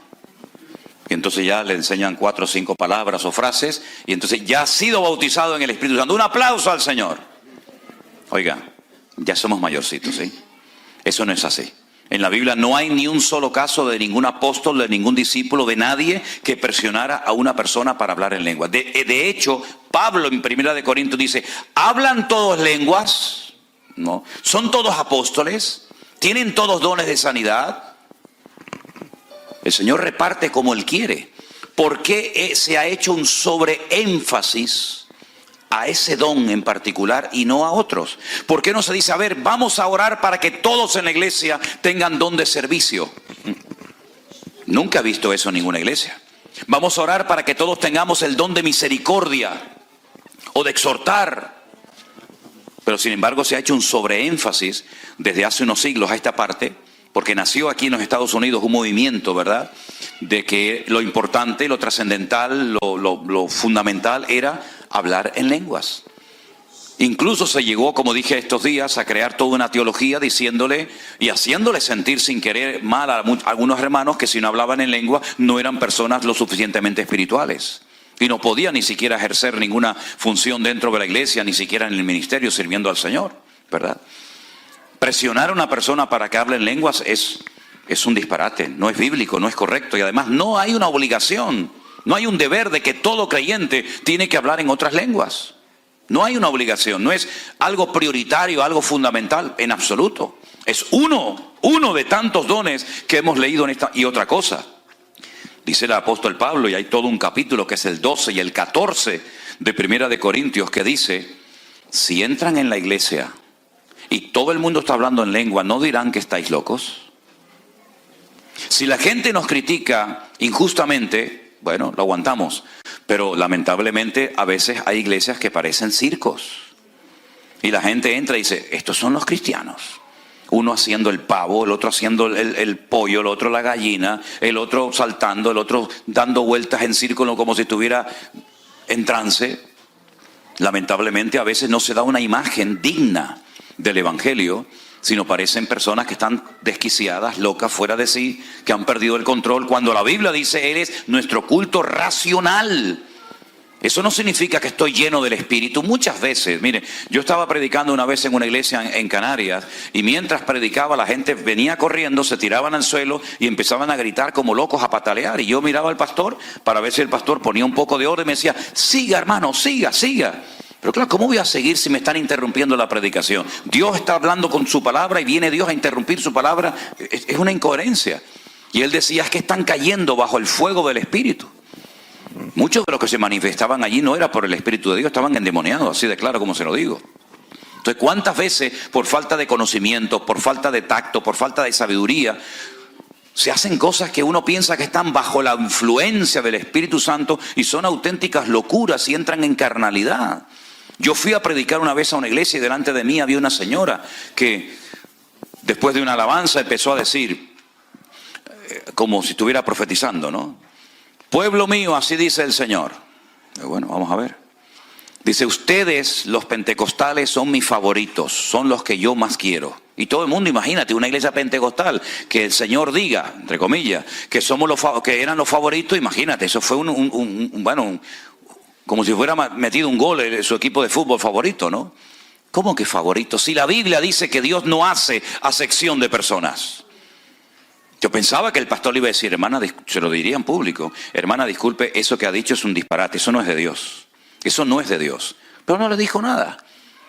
Entonces muchas veces falta tacto, falta sabiduría, falta conocimiento de la palabra, y muchas cosas que se le atribuyen al mover del Espíritu Santo no tienen nada que ver con el mover del Espíritu Santo. Fui una vez a una iglesia y había una persona que estaba haciendo el mismo ruido que una gallina cuando va a poner un huevo. Igual. Y yo decía, bueno, a ver si pone huevo ya de una vez. Y le digo, ¿qué le pasa a este hombre? Y dice, no, es que está bajo el poder del Espíritu Santo. Y el otro haciendo el león, porque estaba imitando al león de la tribu de Judá. ¿Dónde está eso en la Biblia? Son auténticos disparates, y eso es lo que vende, eso es lo popular, eso es lo que a mucha gente le gusta, pero no tiene nada que ver con el mover genuino del Espíritu Santo de Dios, en absoluto, para nada. Además, cuando una persona habla en lengua en la iglesia, tiene que haber interpretación. Dice, si no, calle. Y por turnos, ¿eh? No todo el mundo como locos hablando al mismo tiempo, sino sea por turnos y calle el primero y después el segundo. Si hay un orden, y si no hay orden, Dios no está ahí. Dios se mueve en el orden, no en el caos y en el desorden. Eso es lo que dice la Biblia. ¿Sí? Presionar a una persona para que hable en lenguas, por favor, en absoluto. ¿Alguna pregunta más? Ahí, hermano. También por acá. Adelante. Sí, a propósito de eso, pastor. Sí. No es un partido de fútbol, ¿eh? No. No. A propósito de eso, las primeras ocasiones que fui a una iglesia, el pastor se ponía la mano en la frente, Sí. y la gente se caía. Ajá. Entonces a mí la puse y no me caía. Vale. Me decía, es que no te toca, no tienes el don del Espíritu, no estás sintiendo el don del Espíritu Santo porque no te caes. Yo no me quise caer, o sea, no me caí porque sentí que no estaba tirando. Y eso decía que era un don, el que te tocaran y te cayeras. Yo he leído en esta mañana la lista de los dones del Espíritu Santo y en ningún momento aparece que hay un don que consiste en tumbar a la gente. Ahora, les cuento lo siguiente. Mi padre, cuando era inconverso, nunca en la vida, jamás en la vida había pisado una iglesia Él fue a la iglesia, una iglesia evangélica en Las Palmas de Gran Canaria, por primera vez, para darle las gracias a la congregación y al pastor por haber orado por mi hermana, que en aquel momento estaba siendo operada y necesitaba casi un milagro de parte del Señor. Entonces, como mi hermana fue operada, todo salió bien, él fue a la iglesia con un vecino para darle las gracias al Señor, no al Señor, sino al pastor y a la iglesia por haber orado por su hija. Punto, ya no vengo más. Cuando mi padre llegó a la iglesia, el culto estaba empezado. Al final de la iglesia había una cruz con una luz por dentro y estaban cantando el antiguo himno en la cruz, do primero vi la luz, ¿verdad? Cuando mi padre entró por el pasillo de la iglesia, mi padre nada más entrar, cayó postrado al suelo llorando por una convicción de pecado espectacular. En aquella época no se caía nadie, ni las moscas se caían. Y él cayó al suelo, postrado, llorando, y ese día mi padre se convirtió, le entregó su vida a Cristo. A los 3 meses o 4 meses nos llevó a todos a la iglesia, todos nos convertimos y nos bautizamos el mismo día. Hay momentos en los que Dios hace cosas tremendas, ¿verdad? Nosotros estuvimos en una iglesia durante años en Tenerife y un día me llamó a mí la máxima autoridad de la ciudad y fui a entrevistarme con él a su despacho. Y estaba allí porque me habían denunciado y fui a hablar con la persona más importante del condado, de la ciudad. Y me preguntó y me dijo, ¿qué hacen ustedes en su iglesia? Y bueno, nos cantamos, predicamos, alabamos a Dios. Y no, mira, hay unos vecinos que viven enfrente de ustedes que cuando ustedes empiezan a cantar y empiezan a orar, ellos en su casa se caen al suelo y entonces ya están cansados de que cada vez que se pongan a orar, ellos se caen al suelo y no pueden ver la televisión, ni pueden... Y yo le dije, yo no tengo ni la más remota idea de lo que usted me está diciendo. Yo sé que me han rayado el coche me parecía una cebra, lo tenían rayado para arriba, para abajo, y los vecinos me decían, sal, te lo están rayando ahora. Y le dije, mejor que no salga, pues yo me conozco. Pero ustedes son tontos. Digo, no. Prefiero no salir. Y mi coche era, ya te digo, una cebra, arriba, abajo, con un clavo, con un destornillador. Bueno, pero yo no sabía que a ese señor le estaba pasando eso con su señora cuando estaba en su casa.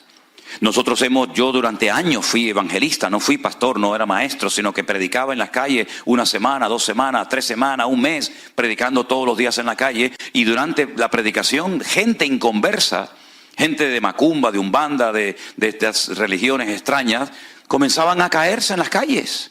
Y yo miraba para todos lados y decía, ¿pero qué está pasando aquí? La gente caía por el poder de Dios. Bueno, pero yo no obligaba a nadie ni empujaba a nadie. Además, para tirarte a ti hay que tener fuerza, ¿eh?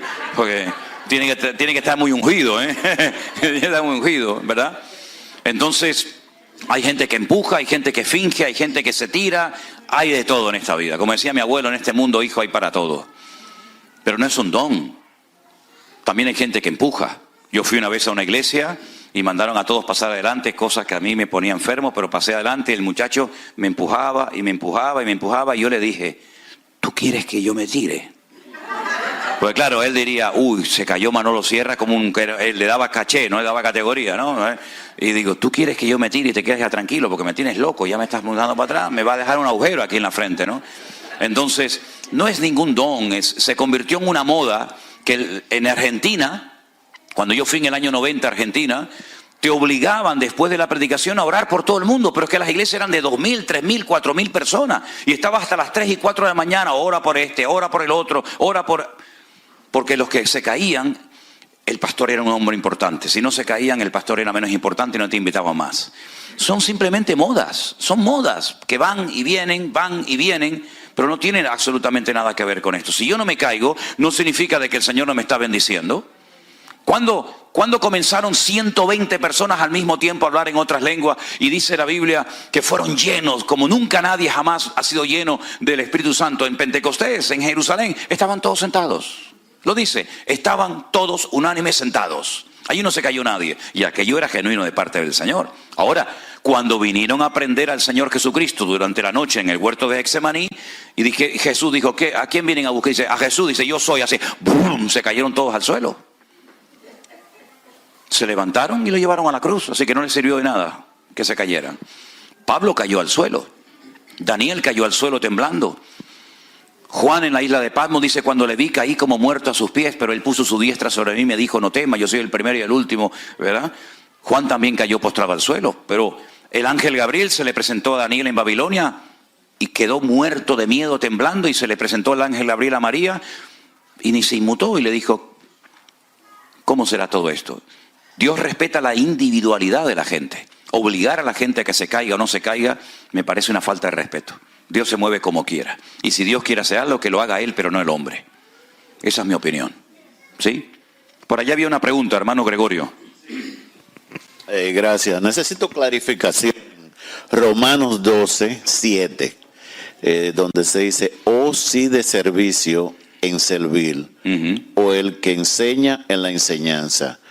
Servicio, cuando usted mencionó lo usere, lo que eso no es un servicio, que eso no es un don anteriormente, o estoy confundido. No, yo no dije que el servir no sea un don, de hecho aquí está como un don. Ok, entonces el que está en una puerta ayudando, eso, dando un servicio, no es un don. Estamos mezclando. Yo dije que no era un ministerio. Okay, Servir es un don, no un ministerio. Ok, ya entendí esa ¿Okay? Ahora, generalmente el que tiene el don de servicio, ni él se da cuenta que lo tiene. Pero las primeras personas que se dan cuenta que lo tienen son los hermanos que le rodean. Aquí entre nosotros hay mucha gente que tiene el don de servicio y a lo mejor no se han dado ni cuenta de que lo tienen. Porque es un don que la gente no pide. La gente no pide el don de servicio, la gente te pide el don que se vean. Pulpitis, ¿no? Pulpitis, microfonitis, eso es lo que le gusta a la gente, ¿no? Pero el don de servicio, servir a los demás, es algo maravilloso. La gente lo tiene, le sale espontáneo, no tienes que decirle nada. Es una persona con iniciativa. ¿Saben? Una vez hicimos una pequeña obra de teatro y dije, miren, vamos a explicar de una forma gráfica cómo se manifiestan y operan algunos dones. Encima de la mesa teníamos una torta, pero habíamos puesto una cáscara de plátano en el suelo. Entonces llega la persona y dice, cuidado con esa cáscara de plátano, que el que la pise se va a caer. Cuidado, tengan cuidado que hay una cáscara de plátano que el que la pise se va a caer y se puede romper un brazo o se puede hacer daño. Viene una persona, la pisa, se cae al suelo. Pero enseguida viene una persona con la fregona, con el cubo, con todo, lo recoge, lo limpia, lo deja todo preparadito. Y viene alguien a continuación y dice, la persona que acaba de pasar ahora pisó la cáscara de plátano y se cayó en un ángulo de 45 grados. A continuación esa persona tuvo que ser llevada al hospital donde fue atendida y estuvo 3 meses escayolado en una cama, de vuelta que dale, no sé qué, no sé cuánto. Pero llega otra persona y dice, ¿y qué pasó? No, que al tropezar tumbó la tarta. No se preocupen, ¿cuánto vale la tarta? Muchacho, corre, vete a comprar inmediatamente una. Pero aparecía otro por allí y decía, a ver, tú coge la fregona, tú vete para allá, coge al muchacho al hospital, cómprame una tarta. ¿Cuáles fueron los dones que se manifestaron ahí? El profeta vino y dijo, se van a caer, lo estoy diciendo más. Al profeta, al que predica la palabra, muchas veces al que menos caso se le hace. ¿Quién fue el que dio una explicación de lo que había sucedido? El maestro. ¿Y quién fue el que fue corriendo a buscar la tarta? El que tiene el don de servicio. Pero después vino alguien y le dijo, hermana, ¿te pasó algo? ¿Qué te ocurre, mi niño? Levántate. El don de misericordia, ¿verdad? Y cada uno de los dones se va manifestando de una forma natural en la vida de la gente. Y a veces la gente ni se entera, ni se percata que tienen. Pero son dones tan importantes y tan necesarios dentro de la congregación. Ahora, puede ser que una persona esporádicamente se ponga en una puerta para dar la bienvenida a la gente. Y no necesariamente tiene el don de servicio. Pero el que tiene el don de servicio le sale por todos los poros de la piel. No hay que decirle nada. Él se pone, él limpia, él friega, él va. Él no quiere ni que le digan gracias. Él no depende de nadie, sino que él disfruta sirviendo a los demás. Y eso es un don. Hay gente que le gusta que le sirvan y hay otros que le encanta servir a los demás. Entonces son dones muy hermosos que se pueden terminar convirtiendo en algo que es algo evidente y que la iglesia reconoce de una forma clarísima. ¿Por qué? Porque es algo que le sale por todos los poros de su cuerpo y tiene evidentemente un don. Pero no se puede mezclar la palabra don con la palabra ministerio porque son dos cosas completamente diferentes. Digo para hablar con propiedad.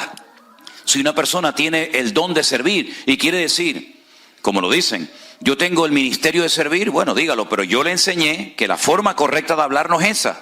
La forma correcta de hablar es lo que dice la Biblia, pero después cada uno que haga lo que quiera, ¿sí? ¿Alguna pregunta más? No sé si respondí a su pregunta, hermano Gregorio. ¿Sí? Ok. Déjeme que responda una pregunta que me mandaron, porque son personas que llevan tiempo esperando una respuesta. Esta pregunta la manda un hermano que se llama Pablo desde Argentina y dice así: pastor, un hermano me dijo que Dios no castiga. Pero yo leo, por ejemplo, en la Biblia, en Apocalipsis, en el libro de Hebreos y en otros, en la versión Reina Valera, y veo que Dios sí castiga. ¿Será que se ha traducido mal la Reina Valera? Quedo a la espera de su respuesta. Dios le bendiga y muchas gracias. Mire, hermano Pablo, le digo lo siguiente. No es cuestión de traducción, no es cuestión de versión, es cuestión de conocer el corazón de Dios. Dios, claro que castiga. Es un Dios de amor, pero dice la Biblia que Dios también es un Dios justo. Y lo que pasó en Sodoma y Gomorra, ¿quién produjo la destrucción de Sodoma y Gomorra? ¿El diablo? ¿O fue Dios? ¿Quién mandó el diluvio? ¿Satanás? ¿O lo mandó el Señor? ¿Quién fue el que creó el infierno? ¿Satanás? ¿O lo creó el Señor para Satanás y todos sus demonios? ¿No dice la Biblia en la carta del que fuera a los hebreos que Dios al que ama castiga o disciplina? Claro que Dios castiga, pero castiga al desobediente, castiga al pecador, castiga al que no guarda la palabra de Dios. Pero al obediente lo honra, lo premia, lo bendice y lo usa. Así que no es cuestión de que la Reina Valera esté mal traducida, es cuestión de que conozcamos el corazón y la naturaleza de nuestro Dios y veamos que el que dijo la paga del pecado es la muerte, no fue el hombre, no fue la iglesia, sino fue Él en su palabra. Por lo tanto, las consecuencias del pecado, tanto a corto como a largo plazo, son terribles. Cuando Adán y Eva pecaron, bueno, no pasa nada, que se queden en el jardín del Edén. No, fuera de aquí. Los expulsó, ¿por qué? Porque Dios castiga y no tolera el pecado, y ese es nuestro Dios. Amén, hermanos. ¿Hay alguna pregunta más que quieran hacer en esta mañana los que están aquí? ¿Usted otra vez, hermana? Venga, para. No. Aquí estamos para aprender. No se preocupen. Adelante. ¿Qué tiempo de la creación de Adán y Eva a que fueron expulsados del paraíso? ¿Se sabe? Miren, según la Biblia, y esto es interesante que lo sepan ustedes, de Adán a Cristo hay 4.000 años. Y de Cristo a nosotros, 2.000 y pico. Es decir, la historia bíblica van por 6.000 años. ¿Quiere decir que que el mundo tiene 6.000 años? No. El mundo no tiene 6.000 años. Y ahora les voy a poner un ejemplo. Miren, nadie sabe exactamente cuánto tardó Dios en expulsar a Adán y Eva del jardín del Edén cuando pecaron. Probablemente fue el mismo día. No creo que hubieran pasado 300 años hasta que Dios dijo, los voy a expulsar. Yo creo que fue algo instantáneo. Es mi opinión. Pero por otra parte tampoco sabemos cuánto tiempo estuvo Adán y Eva en el jardín del Edén. ¿Cuánto tiempo estuvieron? ¿Una semana? ¿15 días? ¿Un mes? ¿Un año? Entonces, hermanos, si usted dice que la historia bíblica son 6.000 años, desde Adán a Cristo 4.000 y de Cristo a nosotros 2.000, ¿y qué ocurre cuando, por ejemplo, descubren un hueso y dicen, no, este hueso tiene 25.000 millones de años? Cuando descubren un mamut o un dinosaurio, dicen, no, bueno, mire, vamos a hacer una cosa. ¿Cómo se llama aquí? ¿Un globo? Eso que se infla, ¿no? Que es el globo, vale. Si cogiéramos un globo totalmente desinflado, y cogiéramos un rotulador y le pintáramos así unos ojitos, una nariz y una boca, y midiéramos la distancia entre el puntito A y el puntito B, entre el ojo derecho y el ojo izquierdo, nos daría a lo mejor 1 centímetro. ¿Sí o no? Ok. Si inflamos el globo, y ya el globo no es así, sino el globo es enorme, ¿cuánta distancia hay entre el punto A y el punto B, entre el ojo derecho y el ojo izquierdo? A lo mejor, póngale 25 o 30 centímetros. ¿Cuál es la medida correcta? Las dos son correctas, pero uno está vacío y el otro se estiró por el contenido del aire, del oxígeno que se le metió dentro. ¿Ok? La Biblia cuenta la historia desde este punto hasta aquel. Pero la Biblia no cuenta la historia desde este punto hasta aquí. El universo se mueve a una velocidad constante. Por lo tanto, por el tiempo que transcurre y por la velocidad constante que tiene, se puede saber más o menos la antigüedad del universo. El universo se mueve a una velocidad constante, ¿ok? Entonces, ¿qué es lo que ocurre? Cuando dicen el famoso Big Bang, la famosa explosión del cual salió todo, del cual salió la vida, el hombre está viendo el universo estirado. Y por eso dice, claro, entre este punto y este hay 25.000 millones. Pero Dios en Génesis capítulo 1 te cuenta la historia del globo desinflado, recién creado. Es como si tú pones aquí un prisma y le entra la luz y te pones al otro lado y dices, bueno, por aquí me salen 7 colores, pero por aquí solamente me llega uno, que es el blanco. ¿Quién está contando la verdad? Depende de dónde estés. Si yo estoy a este lado del prisma, veo que le entra un rayo blanco, la luz del sol. Pero si estoy al otro costado, veo que la luz se ha dividido en 7 colores diferentes. Los dos están contando la verdad, depende del lado en el que te encuentres. Entonces la ciencia no contradice a la Biblia, ni la Biblia contradice a la ciencia. Simplemente que la ciencia mira el globo inflado, el universo estirado por la velocidad constante, y Dios cuenta todo con el globo desinflado, y por eso la cronología de la Biblia es completamente diferente. Por otra parte, no nos olvidemos que hay muchas formas de contabilizar el tiempo. Por ejemplo, ustedes aquí tienen millas, nosotros no usamos las millas, usamos los kilómetros. Ustedes tienen yardas, nosotros tenemos otras medidas. El sistema métrico decimal ustedes no lo usan, usan otro sistema, tanto de peso como de medidas, etcétera. Pero también el tiempo se puede medir de diferentes maneras. ¿Cuántos calendarios existen? Muchísimos, muchísimos. Está el calendario gregoriano, está el calendario judío, está el calendario chino, está el calendario árabe. Entonces depende del calendario que usemos, estamos en una época o estamos en otra, ¿verdad? El calendario gregoriano, que es el nuestro, ¿quién lo inventó? Un cura, un papa, Gregorio. Y hay un fallo de 4 o 5 años, porque los que inventaron los números que usamos hoy en día nosotros son los árabes. Antes de los árabes se utilizaban los números romanos. Entonces el 0 no existía en el número romano, ¿verdad? Y él inventó un calendario, pero ya existía otro calendario. Nuestro calendario gira, el sol queda quieto y es la tierra la que gira alrededor del sol en los dos movimientos, traslación y rotación. Pero sin embargo, el calendario bíblico no gira en torno al sol, sino en torno al ciclo lunar. Y por eso el calendario bíblico tiene 360 días y el calendario solar o el nuestro actual es 365 días. Por eso, para unir ambos calendarios, a veces han puesto lo que se llaman meses preñados. En vez de un año con 12 meses, cada cierto tiempo añaden un 13º para que sea un calendario de 13 meses, para poder unir uno con otro.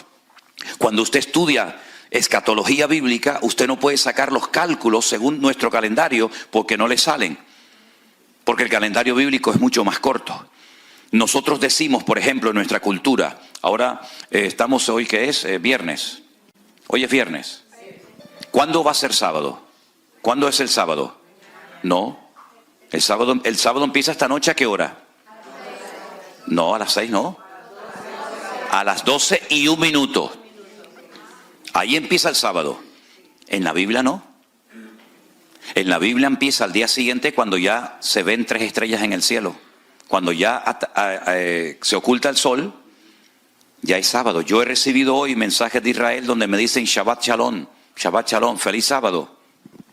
¿Por qué? Porque dentro de un ratito en Israel será sábado con la caída del sol. Cuando naturalmente una mujer ya no tiene luz para enhebrar una aguja, ya es el día siguiente. Entonces son formas diferentes de contabilizar el tiempo. Así es que es muy importante saber todos estos detalles, porque hay muchas personas que han dado fechas y han puesto cálculos y no coinciden, porque la forma de medir el tiempo en la Biblia, ¿no dijo el Señor, el día tiene 12 horas? Y uno dice, no, el día tiene 24. Pero Él dijo, el día tiene 12 horas. Por eso cuando él dijo el día y la hora, nadie la puede saber. Claro que no, porque cuando en Europa es de día, aquí es de noche, y cuando unos se levantan, otros se acuestan, es totalmente imposible jugar con el tema de fechas, que lamentablemente muchos se han dedicado, incluso hasta últimamente, a estar con este jueguecito, y después pasa lo que pasa. ¿Se dan cuenta? ¿Alguna pregunta más, hermano? A propósito del tiempo. Sí.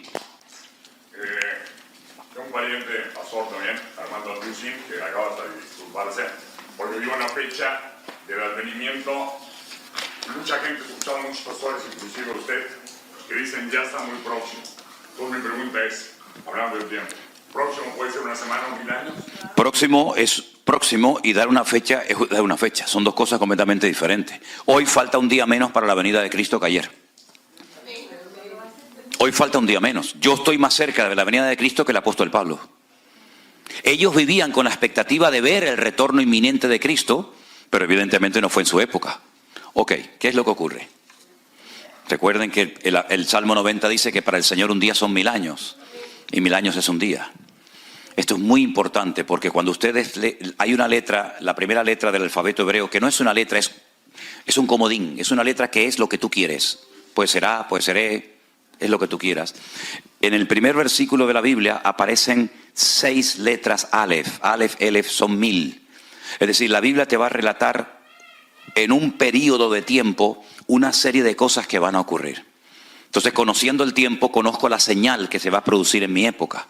La señal del profeta Jonás no es para nosotros, la señal del profeta Jonás fue para la generación del Señor Jesucristo, ¿vale?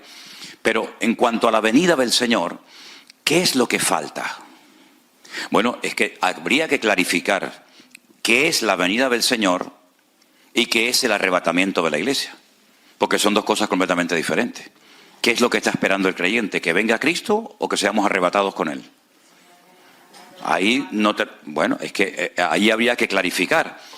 Ok, vamos a leer un versículo bíblico que nos va a dar, y vamos a ir, pienso yo que concluyendo, porque si no podemos, yo por mí no tengo prisa, pero por ustedes más que nada, vamos a leer unos versículos bíblicos que son muy clarificadores para responder a la pregunta de nuestro hermano. En 2 de Tesalonicenses, por favor, apréndanse este capítulo de memoria, lo pueden hacer sin ningún problema.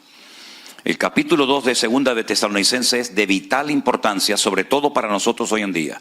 Y dice así la palabra del Señor. Estamos en 2 de Tesalonicenses, capítulo 2, versículo 1. Con respecto a la venida de nuestro Señor Jesucristo y nuestra reunión con Él, os rogamos, hermanos, que no os dejéis mover fácilmente de vuestro modo de pensar, ni os conturbéis, ni por espíritu, ni por palabra, ni por carta, como si fuera nuestra, en el sentido de que el día del Señor está cerca. La palabra venida del versículo 1 es la palabra parausía. Hay 2 palabras griegas para definir la venida del Mesías. La Biblia profetizaba 2. Una, como siervo sufriente que ya se produjo hace 2000 años, y la palabra epifanía. Y la segunda palabra para hacer referencia a la segunda venida del Señor Jesucristo visible es parausía. Luego tendríamos que leer en el verso 1 con respecto a la parausía, es decir, con respecto a la segunda aparición visible del Señor Jesucristo. Ojo a los datos que va a dar el Señor. Nadie os engañe, verso 3, nadie os engañe en ninguna manera, porque no vendrá, ¿quién? El Señor. El Señor no vendrá, repito, no vendrá el Señor, ¿hasta cuándo? Hasta que venga la apostasía y se manifieste el hombre de pecado, el hijo de perdición. Definamos estos 2 conceptos. ¿Qué es apostasía y qué es la manifestación del hombre de pecado y del hijo de perdición? La apostasía es el descontrol, la anarquía en el mundo total. No hay moral, no hay principio, no hay valores, no hay nada. Dice el Espíritu claramente que algunos apostatarán de la fe, se darán marcha atrás, abandonarán los caminos del Señor, ¿verdad? Todo será un caos, un desorden total y absoluto. ¿Eso ha comenzado a ocurrir o todavía no lo vemos? Hay que estar ciego, ¿no? Hay que estar ciego. Vayan a Europa para que vean lo que es aquello. Vayan a las Islas Canarias. Para que vean lo que es aquello. Sodoma y Gomorra por 20, del 1 de enero al 31 de diciembre. Eso ya está. Pero falta un segundo dato, algo que nos da aquí Pablo, que dice, se manifieste, se dé a conocer el hombre de pecado, el hijo de perdición. ¿Este señor quién es? El anticristo. El único que emplea la expresión o la palabra, el término anticristo es Juan. Esa palabra solamente la emplea Juan. Pablo lo llama el hombre de pecado, el hijo de perdición, el inicuo. Daniel lo llama el cuerno pequeño. Juan lo llama el anticristo, pero es la misma persona. Fíjense las características de este personaje. Personaje, un líder político. Se opone y se levanta contra todo lo que se llama Dios o es objeto de culto. Todo lo que es objeto de culto. Le hará la guerra. Tanto que se sienta, ¿dónde? En el templo de Dios, como Dios, haciéndose pasar por Dios. Alguno dice, bueno, pero somos el templo del Espíritu Santo. Sí, pero no mezclemos las cosas. El templo de Dios en aquella época era el templo de Jerusalén. Ahora, usted dirá, pero hermano, ¿pero cómo se va a sentar el anticristo en el templo de Dios si los romanos en el año 70 después de Cristo destruyeron el templo y no hay templo? Es sentido común, es aplicar el sentido común. ¿Cuál es el sueño del pueblo de Israel? ¿Por qué oran todos los días? ¿Por qué se visten de negro? ¿Por qué están de luto? Porque su anhelo es tener su templo. Los cristianos podemos tener iglesias por todo el mundo. Los musulmanes tienen sus mezquitas por todo el mundo. Pero los judíos no tienen templos por todo el mundo, porque solamente pueden tener uno. Solamente uno. Y solamente en la ciudad de Jerusalén, en lo alto del monte Moriah. No pueden tener más templos. Sinagogas las que quiera, pero templo uno solo. Entonces, si usted va a Israel, usted va a visitar el Museo del Templo. Y en el Museo del Templo ya tienen todo listo, todo preparado, las trompetas, los instrumentos, el aceite, la menorá, el candelabro, absolutamente todo lo tienen preparado, hasta las piedras, numeradas, cortadas, enterradas en el Mar Muerto. Allí están preparados, todo está listo. Solamente falta lo que llaman ellos la paradumá, que es una vaca de color rojo, de la piel, todos los pelos rojos, que es la que dice en el libro de Números, en el Antiguo Testamento, que tienen que ponerla sobre el altar, quemarla y con las cenizas purificar el templo. Y esa vaca aún no ha aparecido. Pero el templo va a ser reconstruido. Cada vez que un judío se casa, meten dentro de un trapo una copa y el novio la aplasta con el pie para recordar la destrucción del templo de Jerusalén. Cuando usted como judío construye una casa y arregla toda la pared, y la encala y la pinta y la pone bonita, hay una parte que usted la deja vieja sin arreglar. ¿Para qué? Para que cuando la vea sepa que el templo de Jerusalén está destruido. Todo gira en torno al templo. Están de negro los rabinos porque están de luto. Porque van al muro por la mañana, por la tarde, por la noche. Porque se mueven así, porque lloran, porque gimen, porque oran y claman por la reconstrucción del templo de Jerusalén. Pero ellos no saben, muy pocos saben, que ese tercer templo, el primero lo levantó Salomón, el segundo fue, ¿verdad?, cuando vinieron del cautiverio. No saben que ese tercer templo va a volver a ser profanado. Mateo capítulo 24, Jesús dijo, cuando veáis la abominación desoladora de la cual habló el profeta Daniel, el que lea entienda, la profanación del lugar santísimo, ahí es cuando el anticristo se sienta en el templo de Dios, haciéndose pasar por Dios. ¿No os acordáis que cuando yo todavía estaba con vosotros os decía todo esto? En otras palabras, hay un proceso. Por eso yo muchas veces cuando voy a muchos sitios, todavía no lo he dicho desde que vine a Estados Unidos esta vez, pero lo voy a decir ahora, hoy no va a venir el Señor Jesucristo. Y algunos dicen, ay, lo que acaba de decir el pastor. Bueno, si al final del día nos fuimos con el Señor, estamos allá, les pediré perdón a todos ustedes. Pero si al final del día nos seguimos viendo aquí, entonces yo no me equivoqué. Porque yo sé que hoy no va a venir el Señor Jesús a buscar a su iglesia. Porque todavía faltan algunos detalles que no se han dado.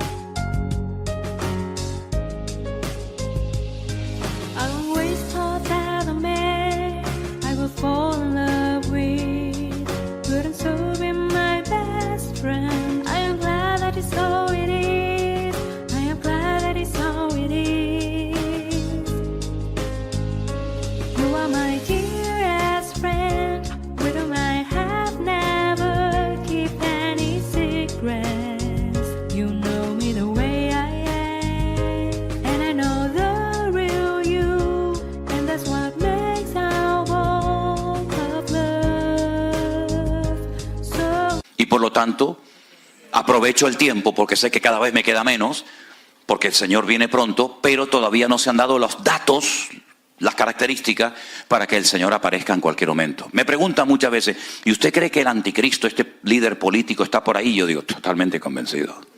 Totalmente convencido. Creo que está por ahí. El anticristo no es un personaje de Hollywood, es un señor con pasaporte, con documentación, con seguridad social, con papá, con mamá, con abuelo, con carne, con hueso. Aún no se ha manifestado.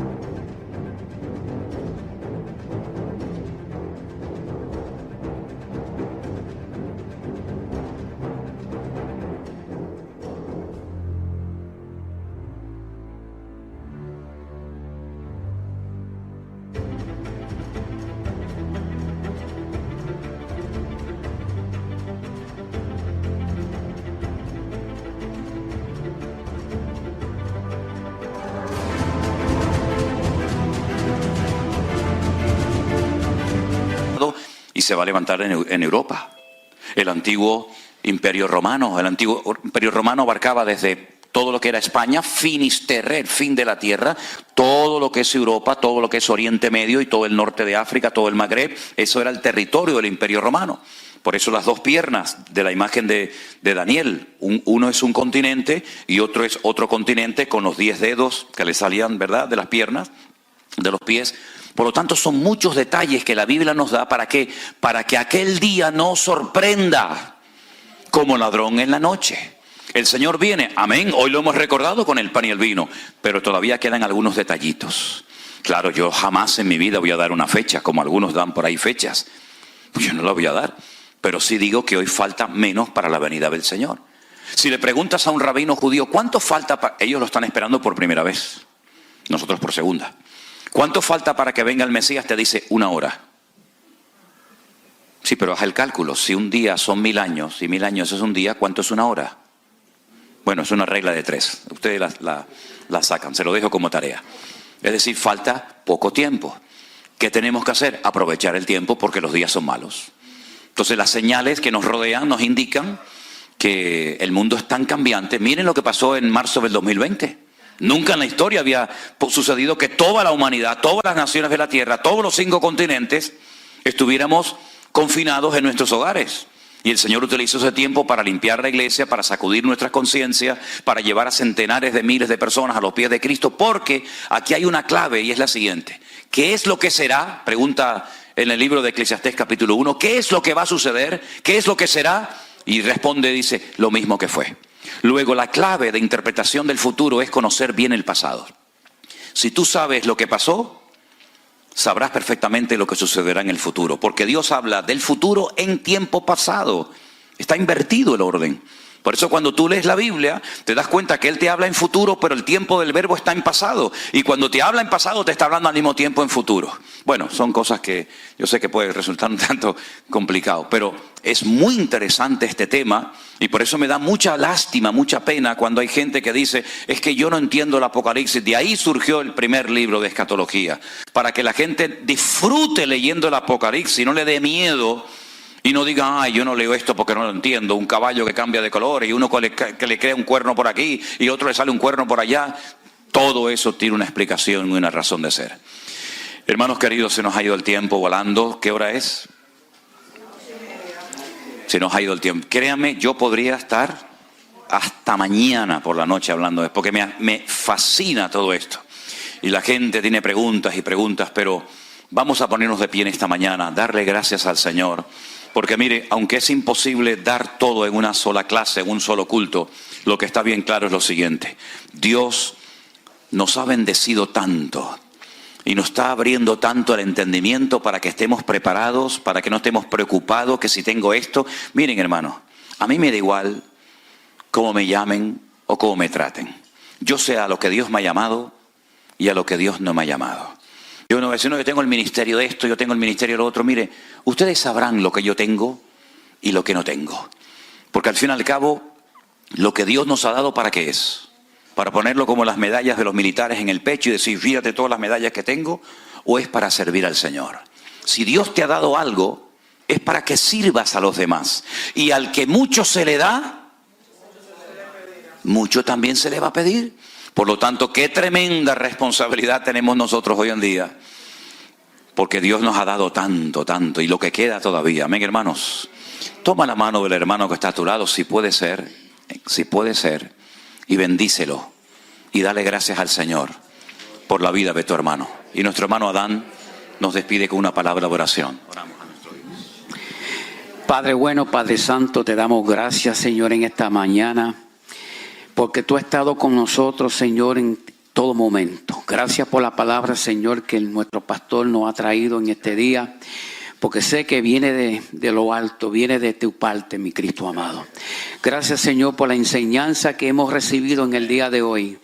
Que nuestros corazones tengamos, Señor, claridad en lo que tú quieres para cada uno de nosotros. Bendice, Señor, este día.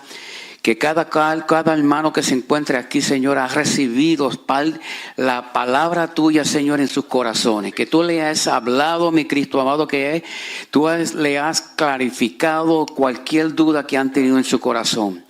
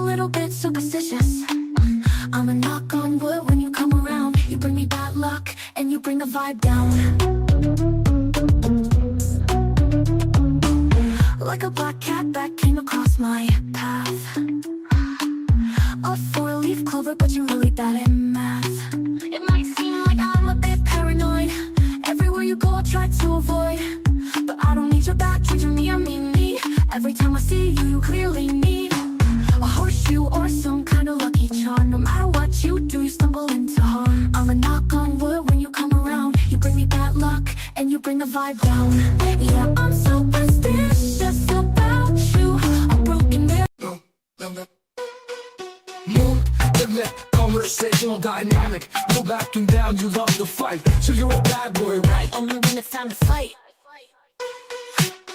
Only when it's time to fight. They say you walk a razor line, but you just smile like it's so fine. So you're a bad boy, right? Only when it's time to fight. They say you walk a razor line, but you just smile like it's so fine. So you're a bad boy, right? Only when it's time to fight. So you're a bad boy, right? Only when it's time to fight.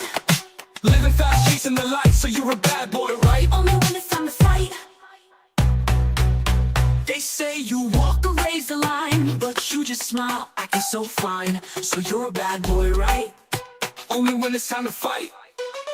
They say you walk a razor line, but you just smile, acting so fine. So you're a bad boy, right? Only when it's time to fight. So you're a bad boy, right? Only when it's time